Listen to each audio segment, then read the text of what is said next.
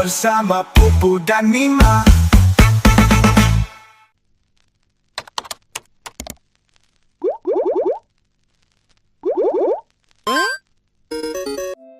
Asal-usul bawang putih.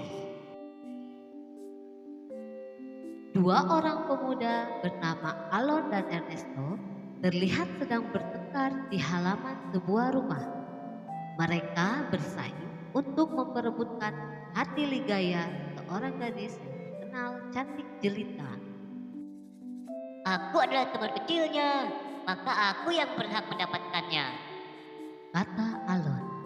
Aku adalah teman sekolahnya, aku lebih dekat dengannya. Sahut Ernesto. Di dalam rumah, Ligaya sangat kesal ketika melihat Alon dan Ernesto bertikai karena memperebutkan dirinya.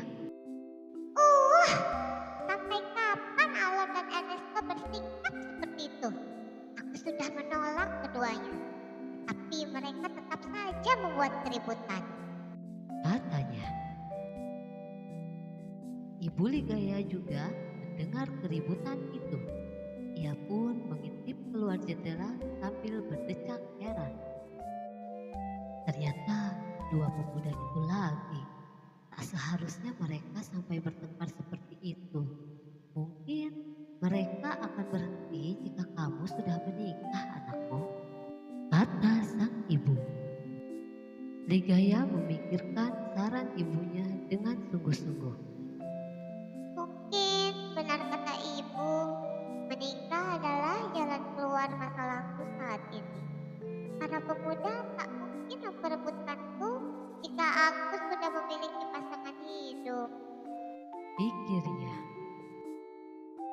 Maka ia pun berkata pada sang ibu.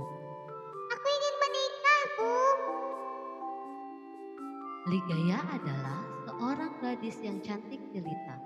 Tak hanya itu, ia merupakan gadis yang pintar dan baik hati. Kelebihan itulah yang membuat banyak pemuda menjadi suka pada Ligaya. Mereka kerap melakukan hal tidak berguna demi mendapatkannya, seperti Alon dan Ernesto. Beberapa bulan kemudian, tersiar kabar bahwa Ligaya akan menikah dengan seorang bangsawan yang sangat kaya. Kabar tentang pernikahan itu pun menjadi topik pembicaraan yang hangat di antara para pemuda. Ligaya adalah seorang gadis cantik, tapi mengapa ia mau menikah dengan lelaki yang tidak tampan? Apakah karena lelaki itu kaya? Tanya seorang pemuda. Alon, salah satu pemuda yang memperebutkan Ligaya pun merasa kesal ketika mendengar kabar itu. Tak mungkin Ligaya mau menikah dengan lelaki bangsawan itu. Pasti ia telah menipu ataupun memaksa Ligaya. Tak bisa kudiamkan. Aku bersumpah akan menyelamatkan Ligaya darinya. Kata Alon kesal. Hari pernikahan Ligaya dan pemuda bangsawan akhirnya digelar. Mereka berdua sama-sama bahagia di hari pernikahan itu. Prasangka orang-orang terhadap Ligaya itu tidak benar. Ligaya bersedia menikah dengan si pemuda bangsawan bukan karena harta, melainkan karena kecerdasan yang dimilikinya. Beberapa hari setelah pernikahan Ligaya dan suaminya, Alon menjalankan rencana yang telah ia pikirkan matang-matang. Ia berjalan mengendap-endap di samping kereta kuda milik suami Ligaya. Hihihi, setelah ini Ligaya akan menjadi milikku. Hihihi. Kata Alon. Ia memotong jeruji roda kereta kuda itu. Benar saja, kereta kuda itu mengalami kecelakaan hingga membuat suami Ligaya meninggal dunia.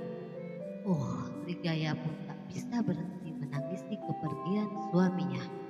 Suamiku, kita baru saja merayakan hari bahagia kita. Namun, mengapa semua ini harus terjadi? Tanya Ligaya.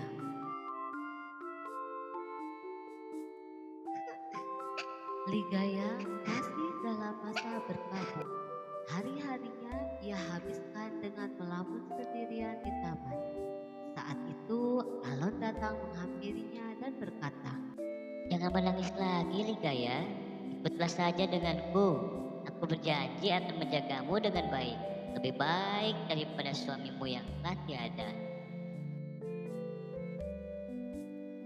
Ligaya tak menjawab ajakan Alon. Ia langsung berlari pulang dan menangis di pelukan ibunya. Alon baru saja mengajakku untuk ikut dengannya. Mengapa setelah aku menikah pun hal seperti ini masih terus saja terjadi, Bu? Aku sungguh lelah. Keluh Ligaya. Sang ibu pun membelai rambut Ligaya dan menenangkannya. Malam harinya, Ligaya berdiam diri di dalam kamar. Sunyi, sedih, dan kesal, semuanya ia rasakan. Kemudian, ia berlutut dan berdoa kepada sang dewa. Dengan segenap hati, hamba memohon agar dewa mengambil nyawa hamba saja. Hamba berjanji akan melayani dewa di tempat yang indah nanti. Ucapnya. Doa Ligaya didengar oleh sang dewa. Pagi harinya, sang ibu menemukan Ligaya sudah tak bernafas lagi. Sang ibu pun membawa Ligaya dan menguburkannya di belakang rumah mereka. Berbahagialah di kehidupan yang lain, nak. Ibu selalu menyayangimu, kata sang ibu. Sang ibu membersihkan makam Ligaya setiap hari. Saat itu, ia melihat sebuah tanaman asing tumbuh di atas makam Ligaya. Tanaman apa ini? Aku belum pernah melihatnya, tanya ibu. Suara dewa tiba-tiba terdengar. Ia berkata, Tanaman itu adalah gigi anakmu. Kamu bisa menggunakannya sebagai obat ataupun bumbu memasak. karena merasa penasaran, sang ibu pun menuju ke dapur dan mencoba memasak menggunakan tanaman itu. Oh, betapa terkejutnya ibu ketika pertama kali mencicipi masakannya. Enak sekali, ucapnya. Sejak saat itu, tumbuhan putih itu dikenal sebagai bawang putih. Orang-orang pun memanfaatkannya sebagai bumbu masakan ataupun obat tradisional.